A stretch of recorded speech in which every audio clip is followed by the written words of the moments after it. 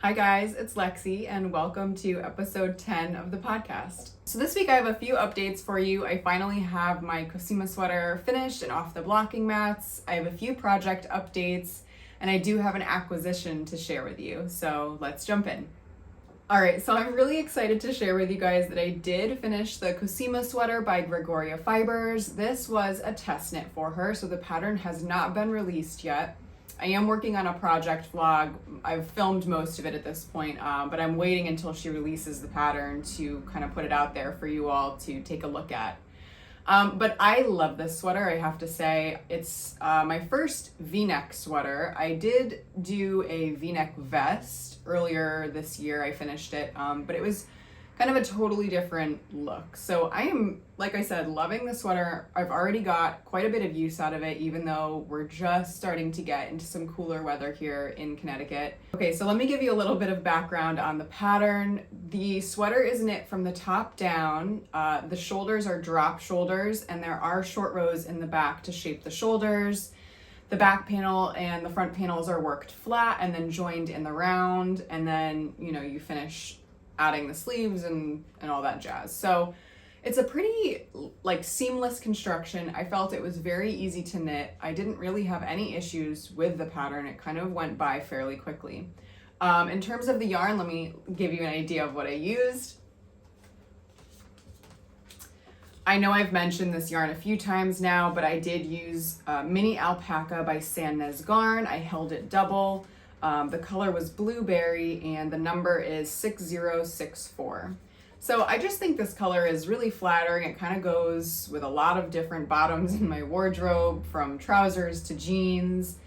Very cozy, a nice layering piece. I'll pop some footage up. If you guys follow me on my Instagram, you'll probably see that I did do a little reel for this sweater. But yeah, it's just easy breezy, really nice staple piece for the wardrobe.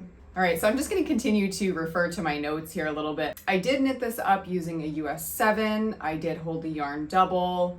My gauge was fairly accurate. The only thing I will say, and she may change this when the pattern is tech edited and finally released, but something that did trip me up is when I was doing the short rows, she used the word last, like knit to the last double stitch.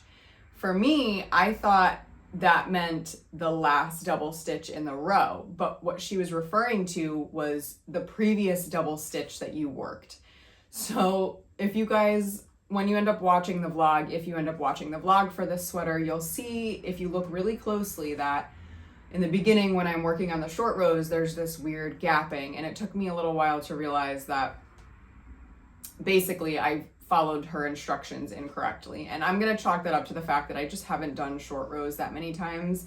If you guys have been following me from the beginning, you'll know that, I'm fairly new to garment knitting. I really haven't knit a lot of sweaters or t-shirts in the past. So this is the year that I really started to bulk that aspect of my knitting up, and those skills, have just not ever been needed before. So that might be a me problem, but just something to note if she doesn't change that in the pattern and you're not familiar with short rows, or you just haven't had that much experience with them, she means the previous double stitch, not the last double stitch in the row. Another note about this pattern was the neck. So this is a fairly standard double decrease here in the middle.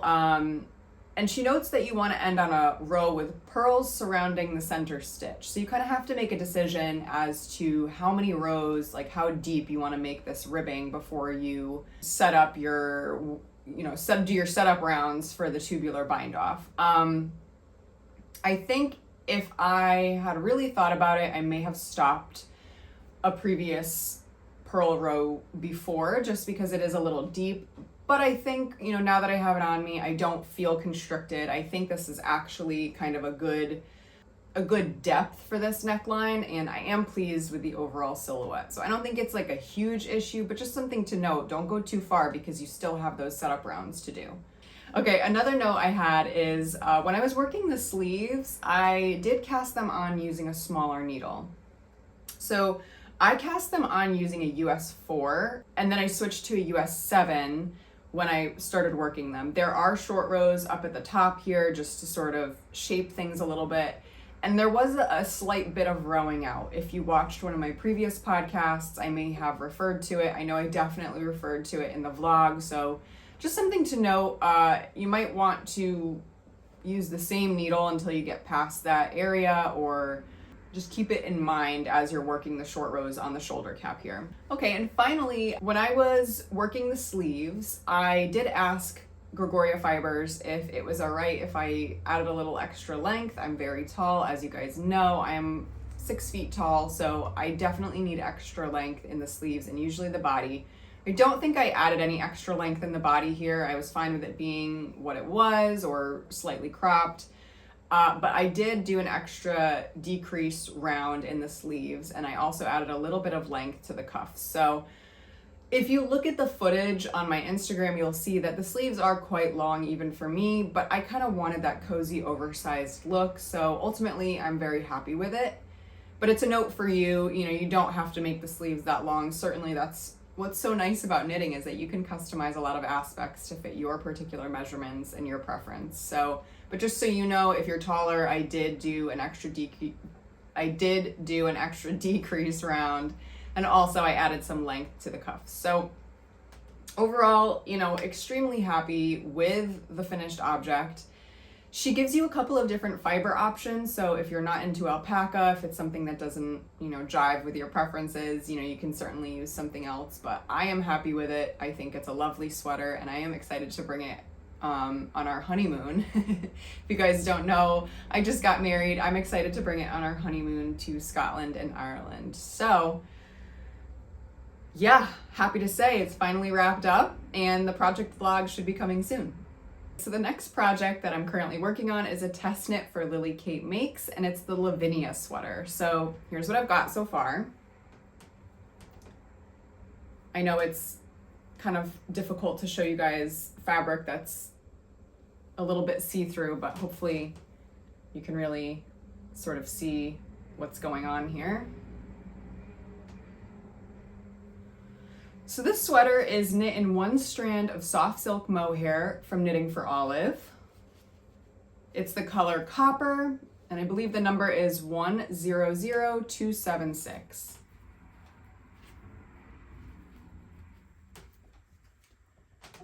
So this project is actually knitting up really quickly. I've never knit anything in one strand of mohair before, and I was slightly concerned about it just because it can be kind of finicky to work with and also difficult to rip back. I haven't made too many mistakes so far, although I will say I think I may have just made kind of a large mistake that would require me to rip back a few rows. I think I messed up the cable pattern. I almost feel like I need a second opinion to see, because this pattern can be a little trippy, and if you're not like totally paying attention, it's easy to sort of have it blend in, you know, into itself a little bit. But anyways, the pattern so far has been really lovely to work. It does have some short row shaping. It's worked seamlessly from the top down, and it does have bracelet length sleeves. So I am super excited to continue working on this. I'm probably not gonna take it with me on my trip because it's just a little too, I think I have to have a certain level of focus to be working on this just because of the material. Mohair, like I said, you know, if you make a mistake, it can be kind of difficult to rip back, but I am excited to have it off the needles. I'm excited to have it finished. I think this is a lovely time of year for it. I believe the pattern should be released towards the end of October, but don't quote me on that. And I am working on a project vlog for this as well, so you guys can sort of get a closer look at, you know, my thoughts and the process on making it. But I really like this sort of open cable pattern. I think it's really beautiful and kind of a nice layering piece. Again, you know, you can wear it over a long sleeve, you can dress it up, dress it down, but I do think it's beautiful, and I haven't had like major confusion or issues with it so far. I think that's one of the things that I really personally like about Lily Kate Makes, is that her patterns are very detailed, but they're not necessarily like overly wordy or confusing. For me, it's like the perfect level of information. So I'm looking forward to continuing working on it. Hopefully I'll get a little more done before we leave, but if not, then I'll be working furiously to wrap it up before the end of the test. Moving right along to my next work in progress, which is my Augustins No. 1 sweater. Here's what I've got. I'm actually pretty close to being finished. I finished one sleeve, and now I'm working on the second. So honestly, this is a really fun, engaging sweater to work on. As you can see, it's all over color work here. I'm knitting it up holding 2 strands, one being Heavy Merino by Knitting for Olive and the other Soft Silk Mohair by Knitting for Olive. The colorways will be linked down below in the description, and I know I previously mentioned them in, I think, the last podcast. So as you guys know, this was a whip that was in hibernation for me. I originally started this in the beginning of the year, but then sort of decided to put it aside because the weather was becoming a little bit warmer and I didn't really want to be working on a heavy mohair project at the time. But now that, fall is around the corner and winter is coming up, I thought it was a perfect time to bring it back out of hibernation and finish it up. So it is an all over colorwork sweater knitted in 2 strands, well, technically 4 strands.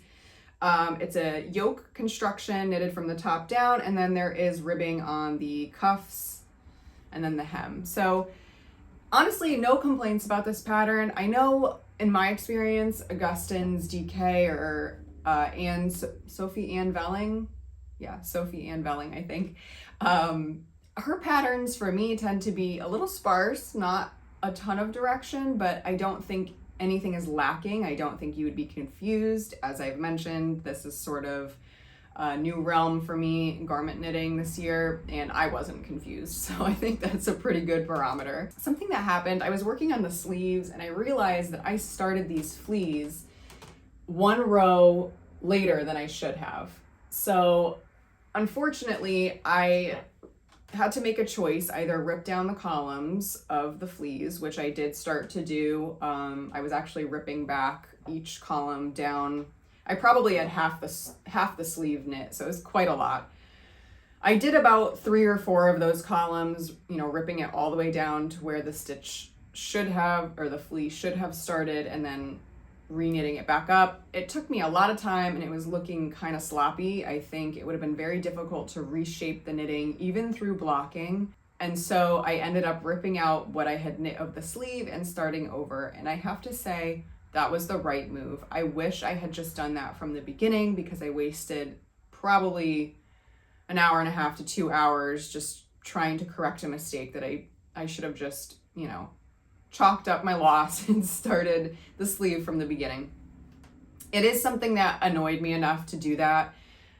It's one of those situations where everybody's a little different. You have to decide if the mistake that you've made is worth the effort to rip it back. If it's not going to bother you, then by all means, you wouldn't have had to fix the mistake.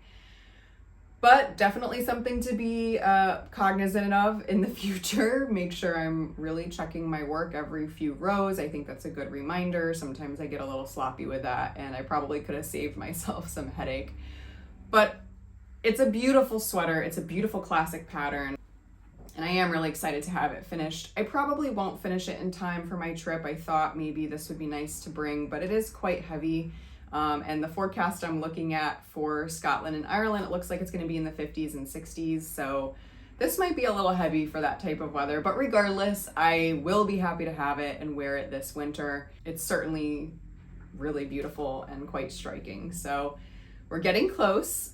I'm happy to say we'll almost be finished with it, but yeah, that's my progress on my Augustins No. 1.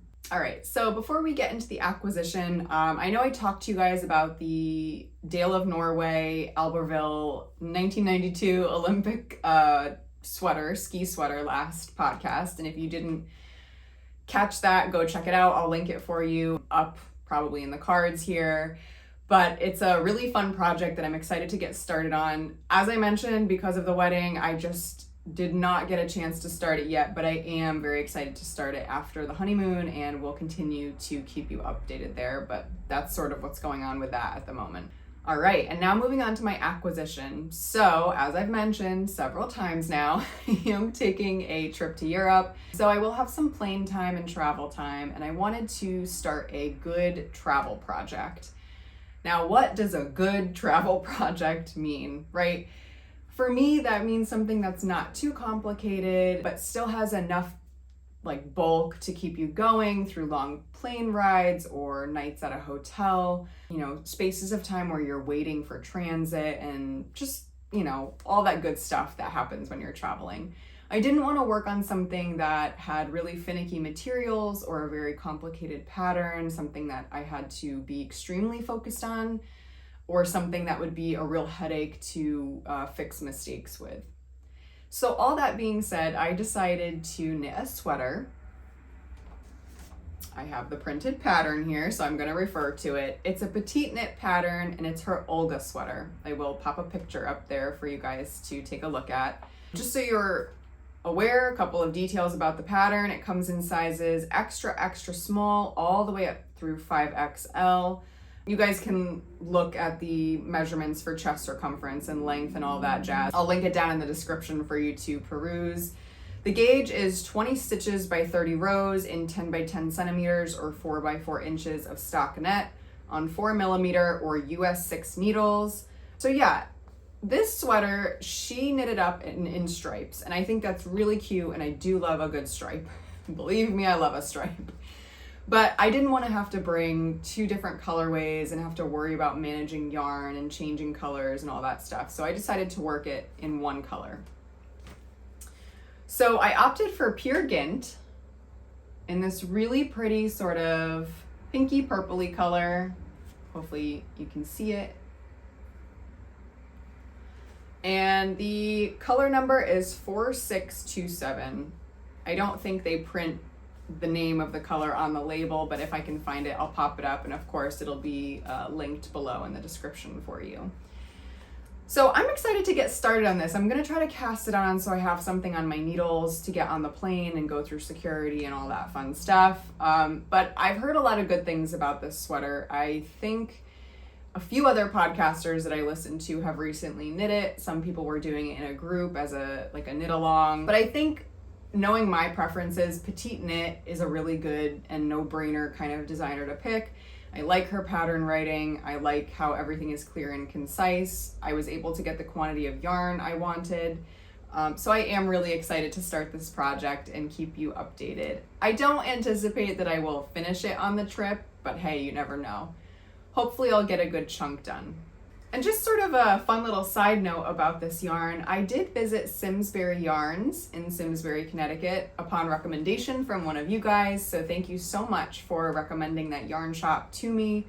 I was really excited because they carry quite a nice selection of yarn, including Sandnes Garn, Knitting for Olive, and many other really lovely brands, some hand dyers. So I would recommend if you're in the area to go check it out. The shop owner is lovely. Her and her husband are just wonderful. And I had a really fun afternoon with my mom and my now husband. We had just such a nice time visiting the shop and then having lunch. So they had enough of this yarn in stock. And like I said, they had a lot of colorways and selection there. So I'm excited to get started and to keep you kind of updated as this project unfolds.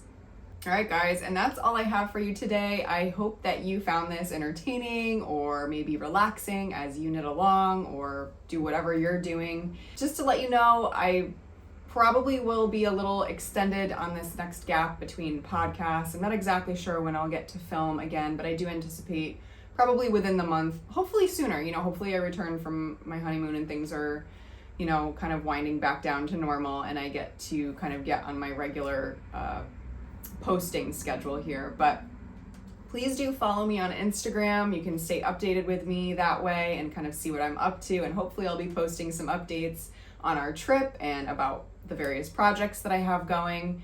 It really means a lot when you guys like and subscribe and comment here on YouTube. It just kind of keeps me motivated and wanting to continue sharing and just keep going with all these things, So I love the community that we have here. I love reading your comments. Truly means so much to me, and I've loved getting to know a lot of you that way. It's just been really nice. So thanks for clicking, thanks for watching, thanks for being here, and I'll see you guys in the next one.